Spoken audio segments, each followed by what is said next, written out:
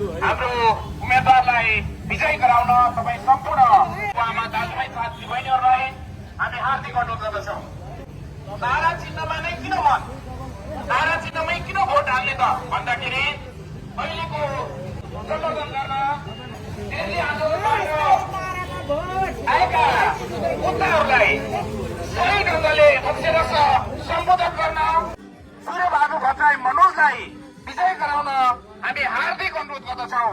Nepal communist पार्टीको तर्फबाट हामीले मनोज भट्टराई युवाहरूका ढुकढुकी अहिले भयानको समस्याहरूलाई सुनसरी क्षेत्र नम्बर 1 का समस्याहरूलाई समाधान गर्नका निमित्त हामीले मनोज भट्टराईलाई चुनावी उम्मेद्वार बनाएका छौँ। त्यसो भएको कारणले धरानमा भएका सुनसरी क्षेत्र नम्बर 1 मा भएका तमाम समस्यालाई सम्बोधन गर्न, यहाँको आर्थिक समस्या, यहाँको सामाजिक समस्या, यहाँका धार्मिक इस्युहरू, यहाँका चाहिँ पर्यटनदेखि लिएर हरेक क्षेत्र, शिक्षा स्वास्थ्यदेखि लिएर हरेक क्षेत्रमा भएका समस्यालाई समाधान गर्न हामीले युवा उम्मेद्वार, युवाहरूको ढुकढुकी एक सामाजिक रूपमा ख्यातिप्राप्त उम्मेद्वार मनोज भट्टराईलाई हामीले उठाएका छौँ नेपाल कम्युनिस्ट पार्टी सुनसरी क्षेत्र नम्बर 1 को तर्फबाट। त्यसैले तारा चिन्हमा मतदान गरी तमाम बुवा आमा दाजुभाइ साथी बहिनीहरूलाई हामी हार्दिक अनुरोध गर्दछौँ, हामी विनम्र अनुरोध गर्दछौँ।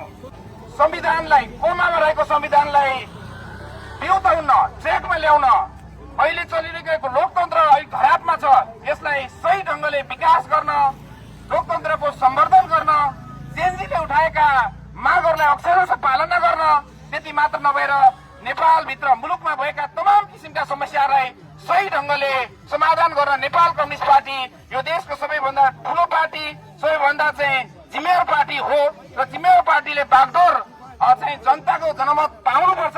त्यसो भएकाले सुनसरी क्षेत्र नम्बर 1 को तर्फबाट मनोज भट्टराईलाई, सूर्यबहादुर भट्टराई मनोजलाई जिताएर पठाउनको कुनै विकल्प छैन।